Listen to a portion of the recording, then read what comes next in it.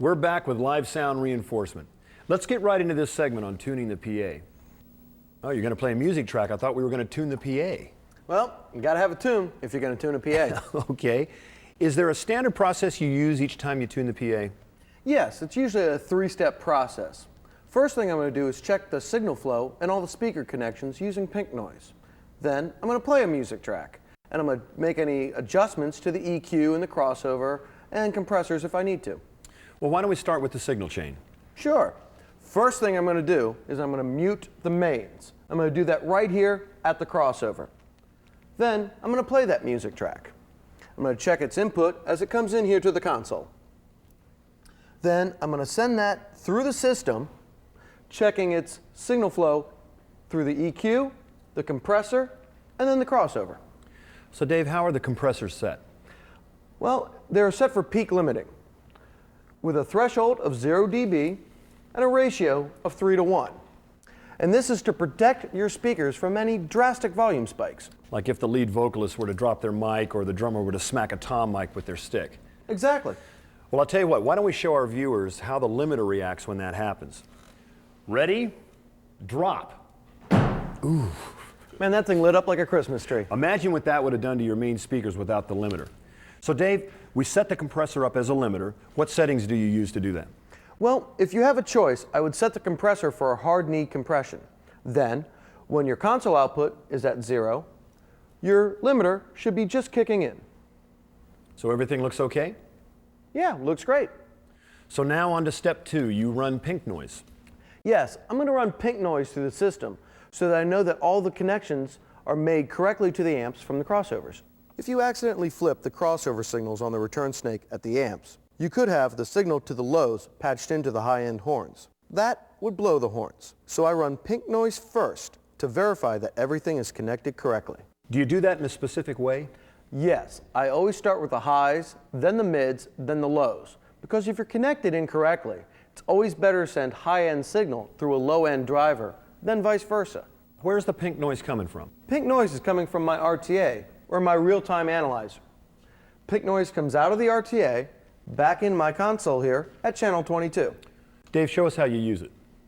Well, first I'm going to go ahead and turn up the mains, and then I'm going to start at the highs.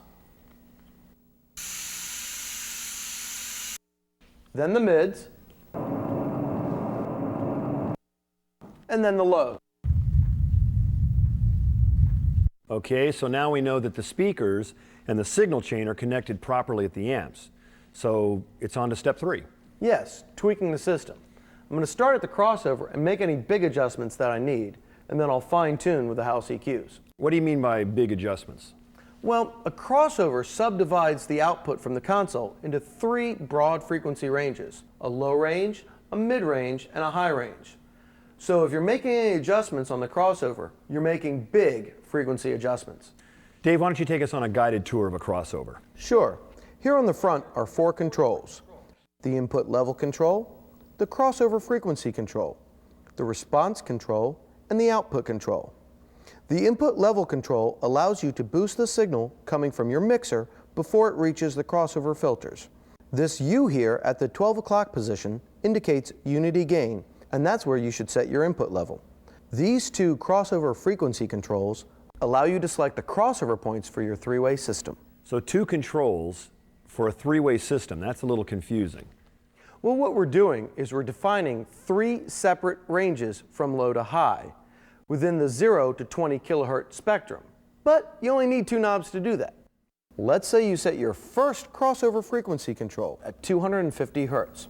This setting of 250 hertz now actually represents 2 settings: the high side of our first range, which is our lows, and the low side of our second range, which is our mids.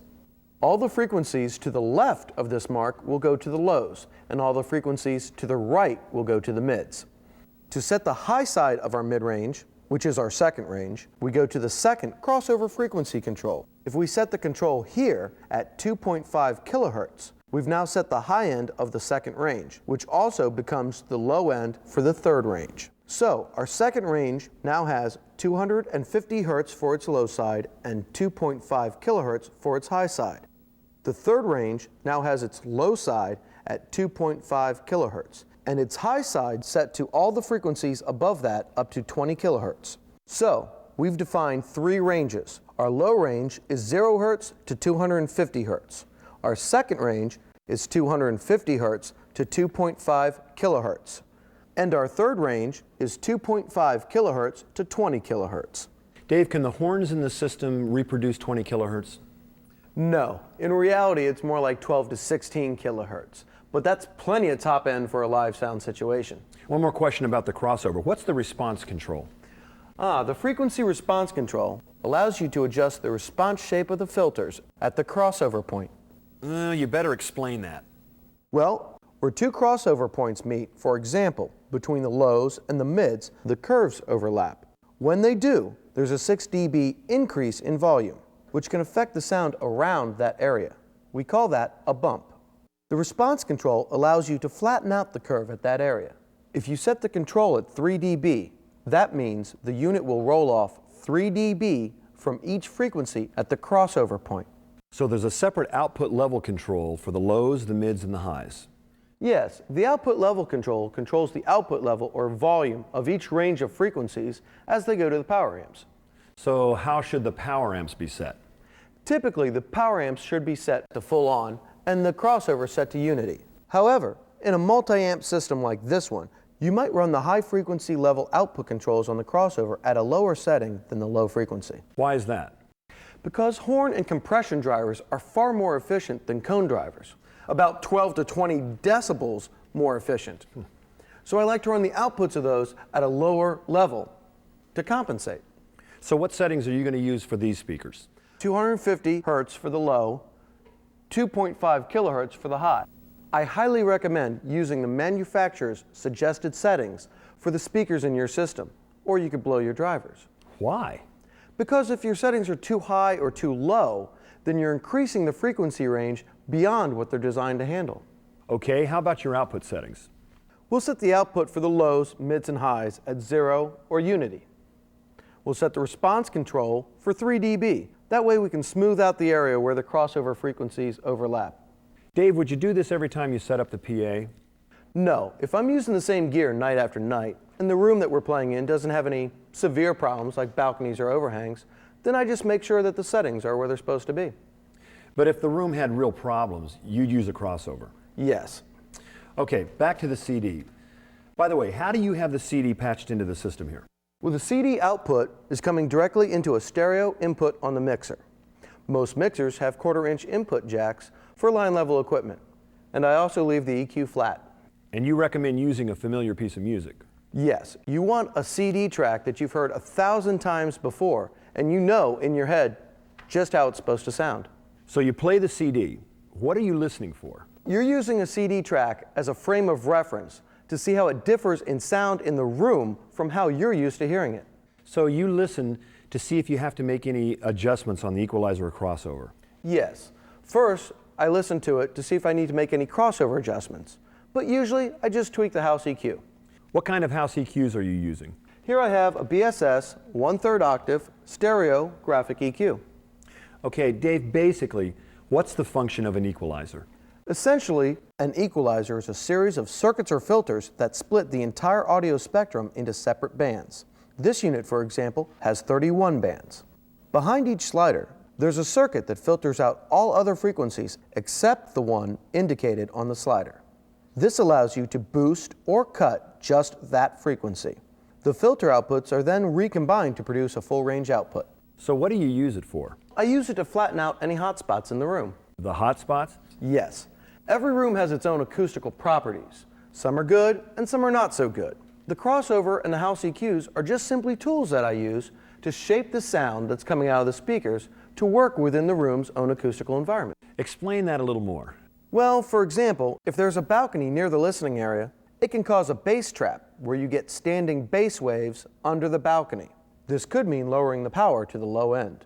If you have a low ceiling or hard surfaces, you know you're going to have high frequency problems. This may mean you need to reduce the power to the horns.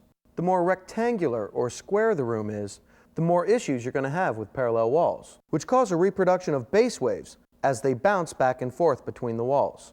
If you have pillars in the room near the horns, you're going to have problems with high-end dispersion. Would you use the house EQs to solve these problems or the crossover? Well, depending upon how bad the problem is, I'd use both. The crossover to make any broad changes, and the house EQ to fine-tune. Can you give us an example of that? Well, in a room with hard surfaces where signal bounces around, you know you're going to have high-end problems. That's more of a broadband issue, meaning many frequencies are going to be affected. So you're going to use the crossover output level for the highs to bring down the horns, as opposed to a specific frequency, such as a ring at 8 kilohertz, where you'd simply notch it out with the EQ. So it's important for a sound engineer to be able to recognize the different frequency ranges. Yes, because you can solve feedback problems a lot quicker if you know what frequency range is ringing and are able to grab it quickly. To better help you identify various frequencies, we've recorded 5 seconds of each frequency band on a 1/3 octave fixed frequency EQ. Bear in mind, the type of speaker you're using to hear this program may or may not be able to reproduce the lowest and highest frequencies we've recorded here. A full range speaker would be best suited for hearing the fundamental of each frequency.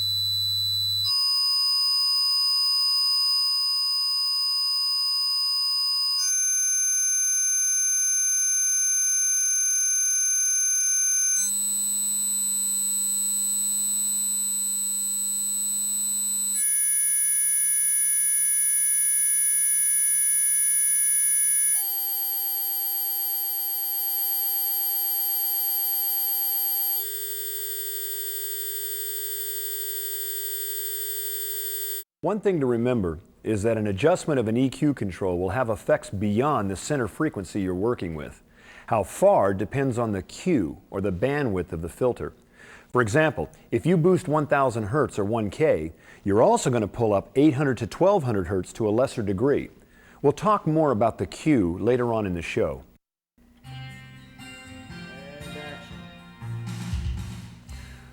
Okay, so now back to our music track. We've got a CD in the CD player, and Dave is going to work with the house EQs and that music track to tune the room. Okay, Dave, show us how you do it. Okay.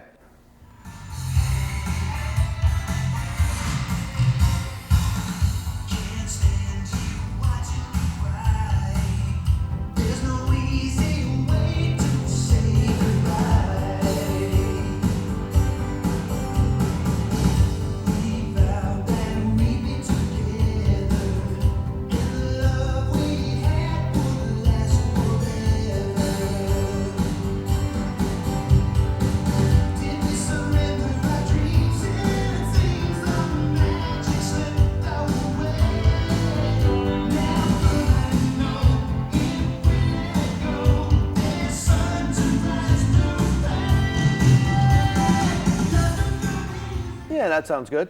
Show us what you did. Well, I went ahead and boosted some high end at 6.3K and at 3.15.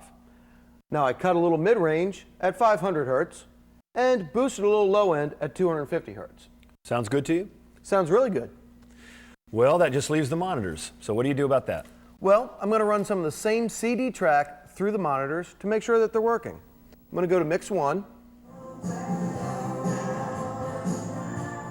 and then mix 2. After that, I'm going to go up on stage and put a vocal mic in front of the monitors and ring out the monitors. When I'm done with that, it's time to amplify the band. Great, Dave. As you can see, tuning a PA system is critical to setting up, and it takes some practice. But as you learn to identify frequency ranges to control feedback and how to use the crossover and house EQs to correct acoustical problems, it'll become a much quicker process. Let's recap what we learned in this section.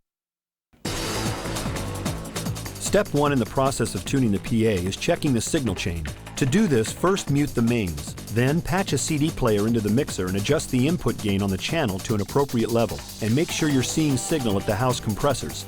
If you don't, check your connections and make sure you're coming out of the mixer into the house EQs, out of the house EQs into the compressors, out of the compressors into the crossovers. To protect the main speakers from volume spikes, set the house compressors for peak limiting with a threshold of 0 dB and a ratio of 3:1. The limiter should trigger when the mixer output goes over 0 VU. Next, stop the CD and turn the mains up. Connect a pink noise generator to a channel on the mixer. On the crossover, unmute the highs, then the mids, then the lows. This verifies that the crossover returns from the front of house are connected to the correct amp inputs and that the amp outputs are connected correctly to the lows, mids, and highs. Once you've confirmed the main speakers are connected correctly, tweak the room using a familiar cut of music. With the mains still up, play the CD and listen carefully. Using the music as your frame of reference, listen for differences in how it sounds in the room with how you know it should sound. Is the track too bassy? Does it have too much high end? Is it lacking punch or fullness? Once you've noticed specific areas that need attention, cut or boost various frequencies on the house EQs until the track sounds closer to how you know it should sound. But be careful not to over-adjust. A good rule of thumb is if you've moved more than 6 faders, you may be doing something wrong. Put the faders back into the null position and begin again. Run some of the CD signal through the monitor aux sends to make sure they're connected properly. Finally, ring out the monitors using a vocal mic on stage. Slowly raise the aux send gain until you hear ringing. Find that frequency on the monitor EQ and lower it just until the ringing subsides. Then raise the aux send gain further and repeat the procedure. Do this until you can raise the gain and get ringing across a range of frequencies, not just one. This indicates you've leveled the monitors. Okay, now that the PA is tuned and ready to go, we can turn our attention to the next step, getting the band amplified. In this upcoming segment, we'll show you how to amplify a typical 4-piece band using mics and direct boxes. We'll also take a close look at how microphones work and which mics are better for live sound reinforcement. Also, we'll pass along some useful tips and techniques about amplifying different kinds of instruments. So stay tuned. We'll be right back with more of live sound reinforcement.